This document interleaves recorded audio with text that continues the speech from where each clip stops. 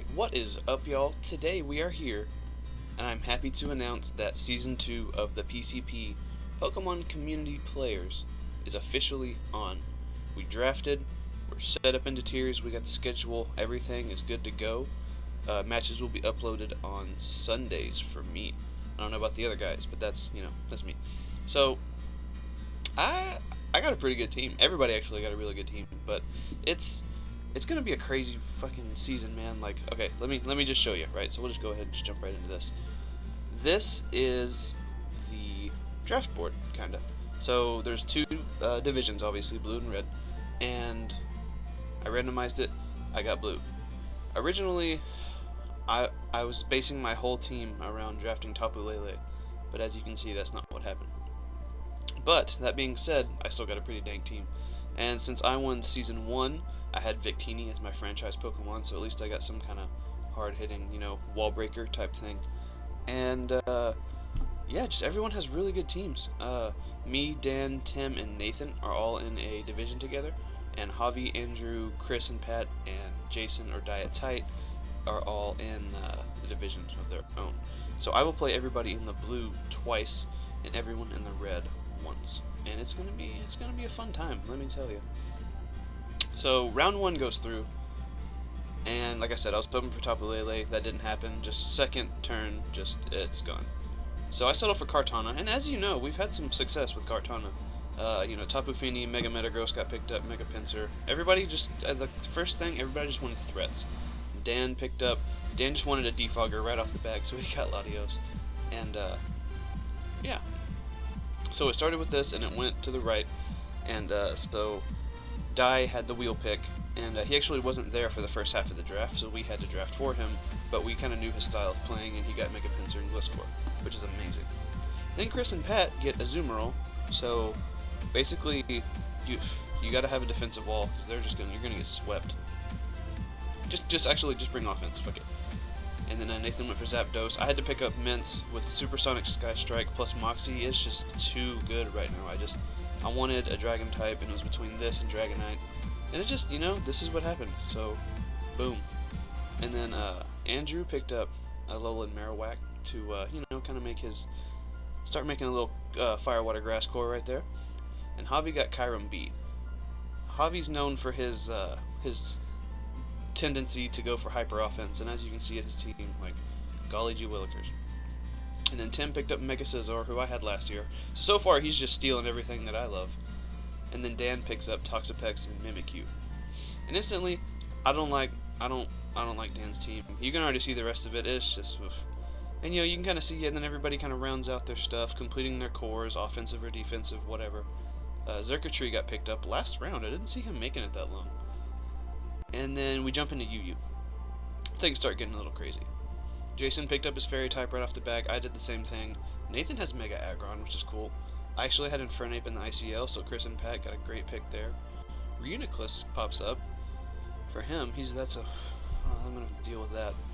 Doublade is probably one of the best spin blockers there is. I can rock Midday. Got a nice Rock Setter. And then Umbreon and for Dan, and I'm just like, damn it, Dan, like, I really don't want to play you anymore. Why do you have to be in my division? Fuck.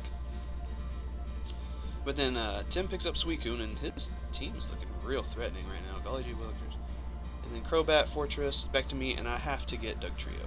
I wanted it because it's just people have to play a certain way around you to not leave their stuff in, because I'll just come in and trap you and kill the shit out of you, especially since in Gen 7 Dugtrio got a attack boost.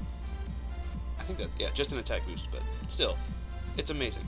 It hits harder, traps you, there's nothing you can do. It'll help a lot with Victini, taking out Pokemon like, I was gonna say Pokemon like Heatran, but no one actually drafted Heatran. Huh. Oh well, it'll do something. And Nathan grabs Entei. They got Flygon. He got a nice spinner. And then you can see the last line as well. Darm, Delmise, which I was actually kind of looking forward to if I got Tapu Lele. But Snorlax, and I went for Mega Beedrill. I figured, with 7th gen, since he gets his 4th move slot back, we're gonna give him a try. And I wanted to try using a lower tier Mega this time around. So yeah, Mega Beedrill is definitely going to be great. I'm excited to use it. It's so fast and just hits so hard. Adaptability U-turn, I'm all about my Volt Turn, you know, so that's just going to be great. And then P2 goes for him, and he's starting to look a little trick roomy, you know. Feraligatr goes, another great Pokemon for Hobby's Hyper Offense. Puku-Maku goes, and Tim's looking a little weak to Thunderbolt. And then Glycopod, so finally he gets something else offensive. And Bronzong as well, because he got the wheel pick. Or no, Arrow as well, he got the wheel pick. Tim grabs Type Null, which is super threatening because we actually tiered everything ourselves. We took Gen 6, you know, all the standard stats after the bans and stuff.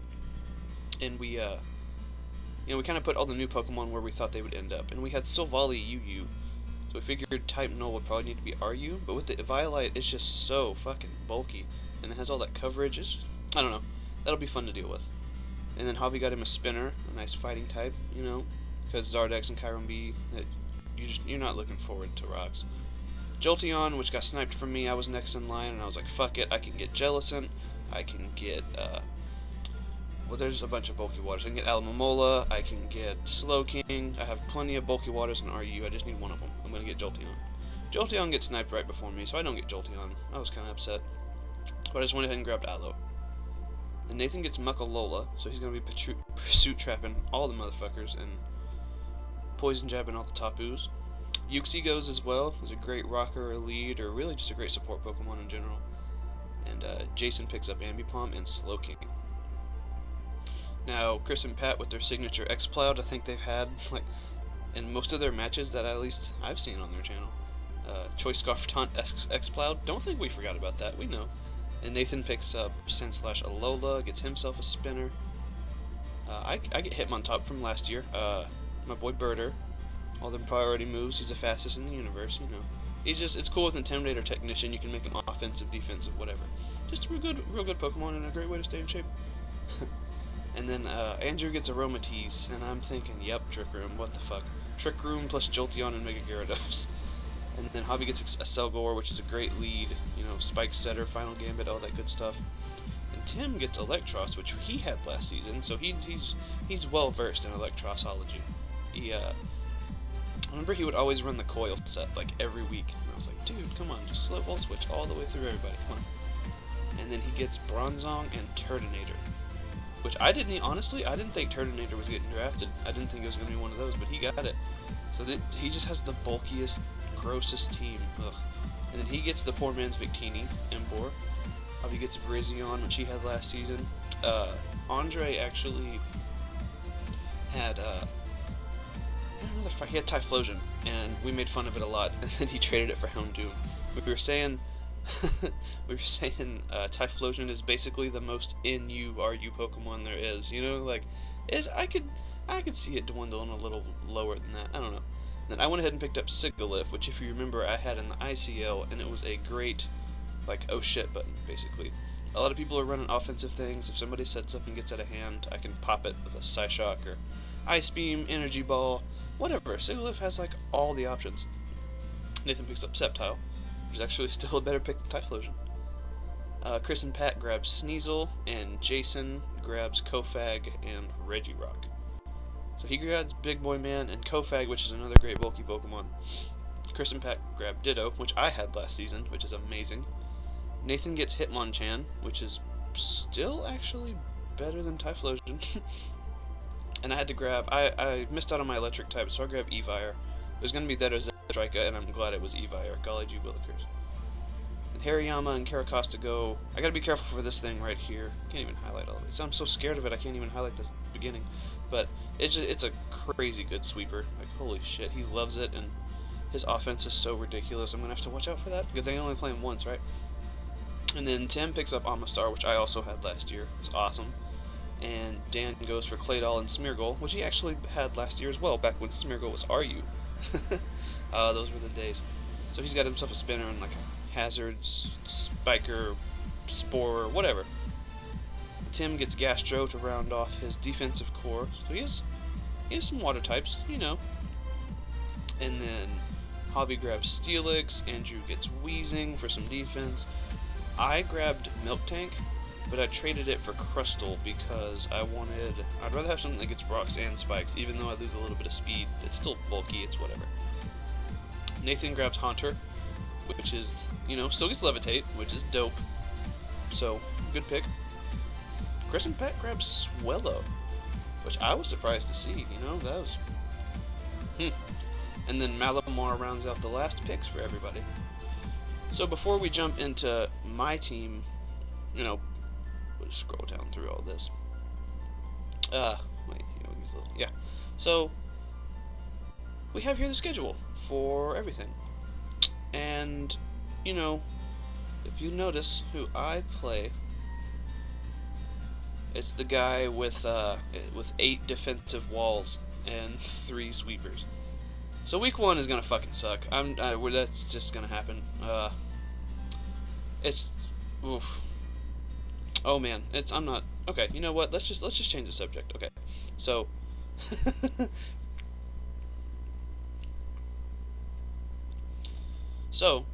Victini.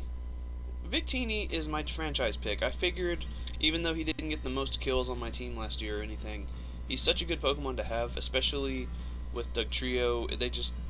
The trapping and the turning and the V-creating, I don't know, it's badass. I love him.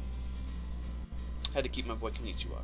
And then Kartana, which being times 4 weak to fire, which Victini didn't give a shit about, I figured would be a good pick since I couldn't get Tapu Lele, because it's so easy to sweep a Pokemon with this thing. Like 181 attack. That's ridiculous, man. Like, fuck, you don't even have to invest, and you almost have 400 attack. And then Salamence, like I said, which is that honestly, just because of the Supersonic Sky Strike set, I was like, yep, I'm getting Salamence. He was UU for quite some time, and I always hated him because he made you carry Ice Shard on Donphan. But, hey, he's cool now. And then rounding out the Steel Fairy Dragon core, I had to pick up Sylveon. He's such a good special defense wall. Wish Passer to my Pokemon that don't have access to recovery. Helps balance out, like I said, Steel Fairy Dragon core. And you can just, even though, what's it called? Pixelate got nerfed to 2 times. It doesn't really matter. You still just OHKO fucking everything. And then Dugtrio, it's just such a good trapper. Like, oh man, did that attack? Ooh. And he's still fast as shit. Can set rocks. He can do anything, man. I love Dugtrio. And then our buddy, Mega Beedrill, who finally gets his coveted 4th move slot back. Just, grade A. Fuck you, Protect. And he's just so fast and so strong. Like, look at those stats, man. Like, I'm gonna outspeed everything. I think this is the fastest Pokemon that was drafted. I think it outspeeds the Selgor. And nobody drafted Mega Alakazam. So, if I'm not mistaken, this is the fastest Pokemon that was drafted. Which, actually, oh man, it's gonna be a lot of fun. So, this sets the standard for, like, speed creeping, So, basically, I can just run Adamant if I want. Fuck it. No, we'll do Timid, just to give everybody else a chance. But it's just such a good Pokemon, man. I was hoping to get this and Jolteon and just be Volt turning all over everybody, but we'll try next season. And then Alomomola, which is like Water type RU Chansey, it's just bonkers with Regenerator, another Wish Passer. Look at that fat Wish, man. Like, oh my god, somebody's gonna get half of that. I'm not doing the math for you. You can fucking figure it out, but that's a lot of HP, man. Especially for Pokemon like Hitmontop, who have Intimidate and have good natural bulk, but no reliable recovery, so you're kind of forced to, Resto Chesto or Wish Pass into it, or have leftovers, or something like that. And Sigilyph, which is basically Alakazam, but RU. It's like somewhere in between Alakazam and Kadabra. That's what this is. And he gets the Magic Guard, so you just slap a Focus Sash on this motherfucker, and you're not dying to anything unless it's a multi-hit move, and even then, it does have respectable bulk, so it's not gonna die, to like a Water Shuriken or something like that. And then Evire is just, he's so cool, man. He's awesome. It's one of the, I love those Pokemon that got, like Tangela and Magmar that got those evolutions later. It's good stuff. And he just has massive attack. He's not slow at all.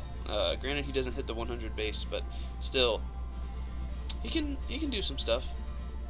I don't know, he gets good coverage too between like Ice Punch, Earthquake, Cross Chop, Fire Punch. Ooh, special with Flamethrower. Ooh, what else we got? What else you doing? I thought I said Hydro. Ice Punch, Quick Attack, break them sashes. Yeah, Psychic, T-Wave, all the people, of course, and then Wild Charge probably all the time.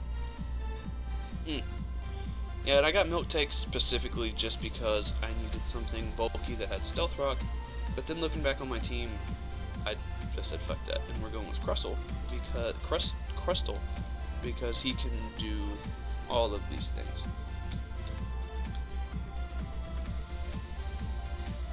All of these things that are here. This is every week, that's all you need. But, yeah, he has respectable defenses too. I don't know what that 4's doing there. Get out of there. But you can eat a couple hits. You can make him offensive and just kind of start smashing up. I don't know. I think all in all, it's definitely not a bad team. I really wanted Tapu Lele. Honestly, that was kind of the whole set decision of like the season. But it'll be fun. Now we get to face Tapu Lele twice, so we'll have to figure out how to deal with that. And yeah, I'm extremely excited. I hope you guys are too.